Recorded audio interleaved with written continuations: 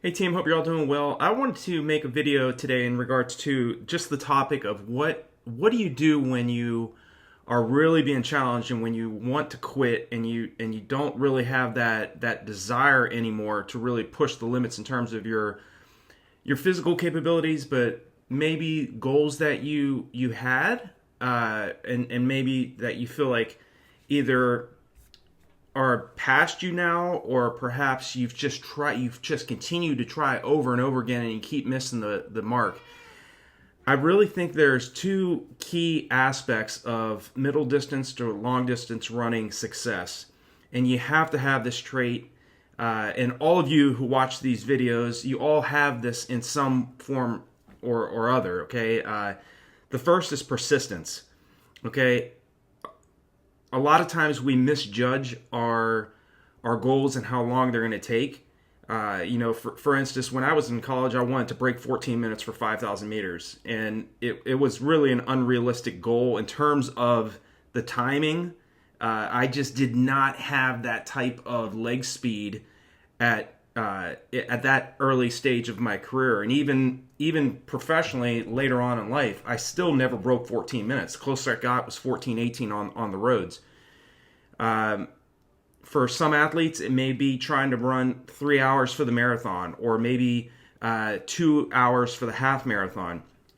A lot of times, you want to do it now, and because you're placing so much emphasis and so much stress on yourselves to achieve the goal right now, or maybe like in the next year, that if you don't reach it, and maybe it's taking you 2 to 3 years to even run 20 minutes of that.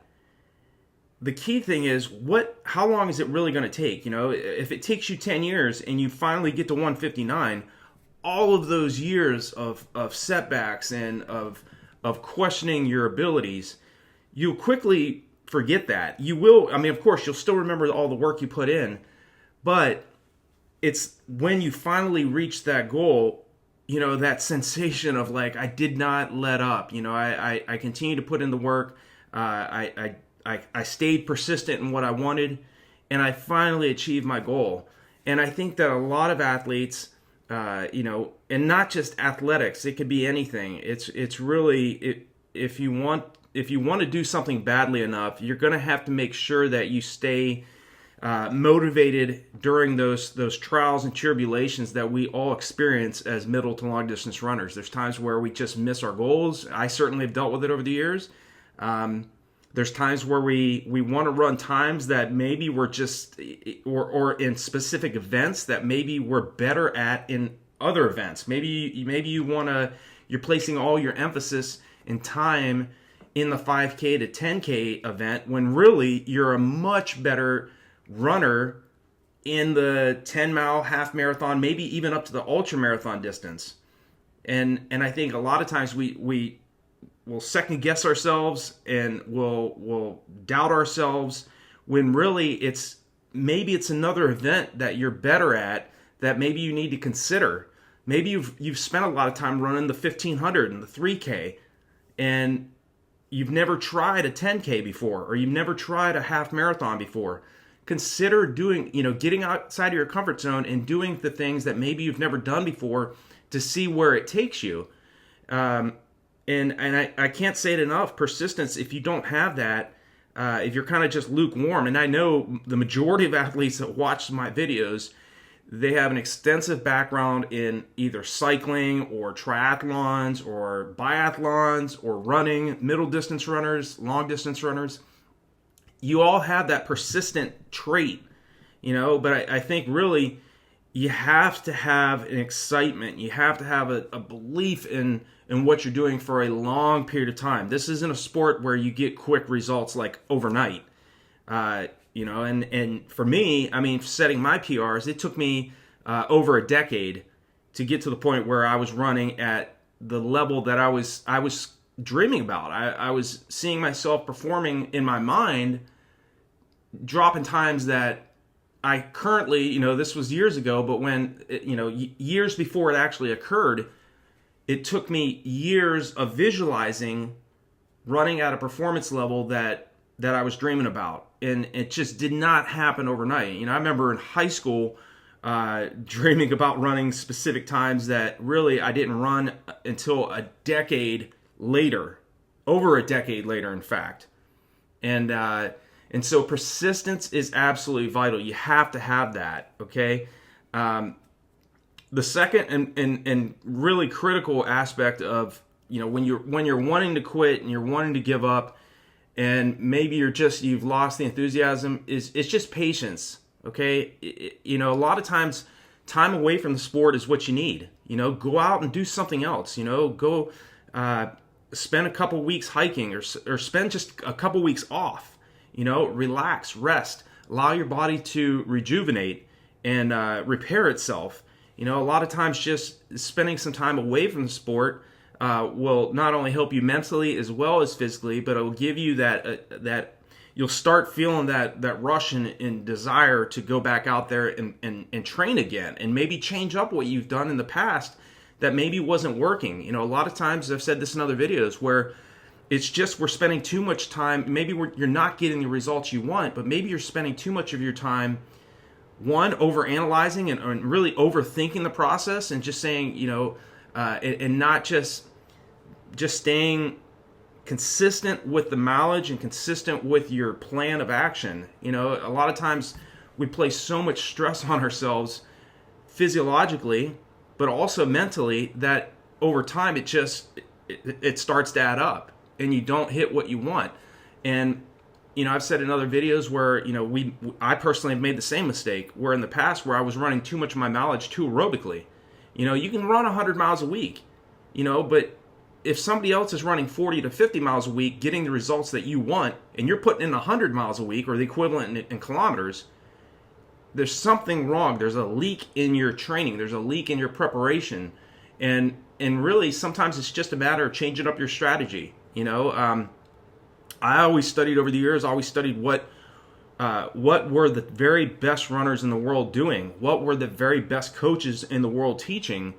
And I had to make a mental note too, in terms of making the jump, especially in the marathon distance. When I got the call in 2002 to run my first marathon, I thought of it more so, and this was to run the 2002 New York City Marathon. I was just like, hey, this is a free trip to New York City. I really had no desire of ever running a marathon. I'd run a 10-mile at that time. That was the furthest aside from the half marathon that I ran in college one time, I had never run a marathon. And so sometimes you get these calls or these suggestions from either coaches or being placed in a situation where really maybe you never considered running a specific event. Maybe it's maybe you've been focused on the mile or the 5K, and you've never thought about running a 10K before. Going out there and you just run an incredible time, but you never considered it in the past. Maybe you thought 10K was was too far for you.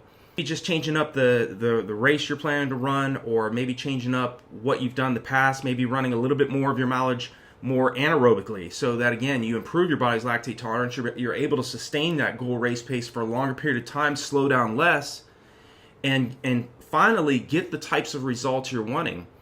I know that there's challenges. There's without a doubt. My nephew Brock and I were just talking about it over the weekend, and we were talking about the different things that are on your plate. Some of you are maybe working a full-time job. Maybe you're in grad school right now. Maybe you have children and you're balancing responsibilities. You have to have that why. Your why, your reasoning for getting up in the morning, and your goals have to continue to motivate you to continue to do this over a long period of time.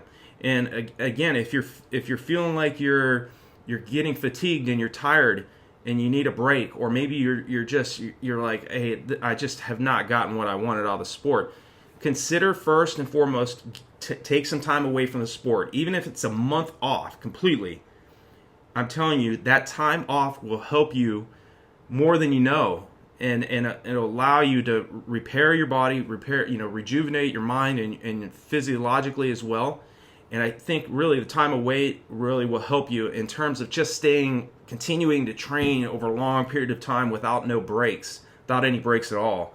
that is a big reason for a lot of athletes that have this feeling of wanting to quit and wanting to give up. You know, and you don't want to look back years from now and say, man, I wish I would have gave it another year or two. You know, I wish I would have done that. You don't want to live with any types of regrets in terms of your preparation and your racing, and really just give it everything you have. You know, I personally look back at the races that I ran, and with the capability that I had as an athlete, I don't have any regrets whatsoever. I mean, these are other opportunities that come up. Either somebody suggests that you run another race, or a coach kind of motivates you to do something that you run an event, or go after a time that maybe you think is too far out of your reach.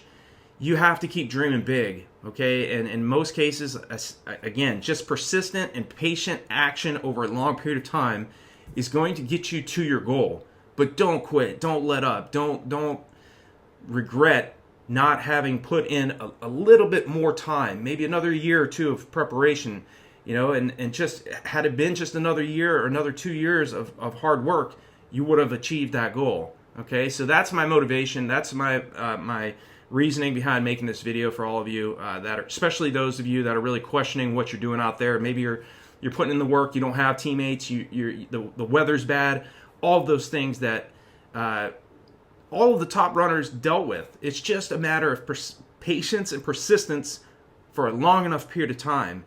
And just remember, what you're doing is worthwhile. It's going to help you to stay motivated and driven. It's going to keep you healthy.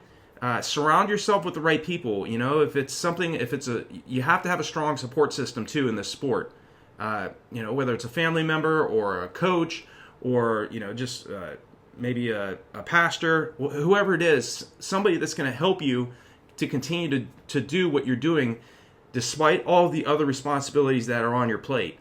And I know the majority of runners out there, and I'm certainly one of them as well, in my prime, I had to cut out time in order to put in my workouts. You know, there's times where I was running 3 times a day while going to school full time, while working a full-time military job, you know, and it's hard. It's not easy. But again, my goals, just like your goals, is what kept me going. It's what's going to keep you going as an athlete. So don't let up and don't have that regret later on in life that you didn't continue to train hard and train smart and allow yourself to have some time away from the sport so that you can continue to do what you're doing over a long period of time. You have to do that. You can't just keep pushing hard all the time and expect yourself to really be excited about this. There is a point where you do have to have that downtime, and that is absolutely critical. So hope this video is helpful for all of you. Feel free to leave me a comment below if you have any questions or concerns. There are plenty of resources below my videos, as well as on RunDreamAchieve.com if you're looking to take your training and racing to the next level. Wish you guys and gals all the very best in your training, and stay persistent. It's absolutely vital. All the top athletes, top businessmen and women, anybody that does anything great in this life, they experience failure, they experience doubt, but they don't let up. They don't necessarily have the idea of what it is to quit. You know, yes, they experience those ups and downs along the way, but their motivation and their goals and what they want to do is driving them to continue to push hard and to do things the smart way. Find out what you need to do, whether that's run more of your mileage in a more strategic way, run less mileage, but more anaerobic training with proper rest, rather than just running high volume and too aerobically and getting tired and fatigued because you're running too much mileage and overanalyzing and overthinking. Okay? So I hope this video is helpful for all of you. I wish you all the best, and I'll talk to you all in the next one.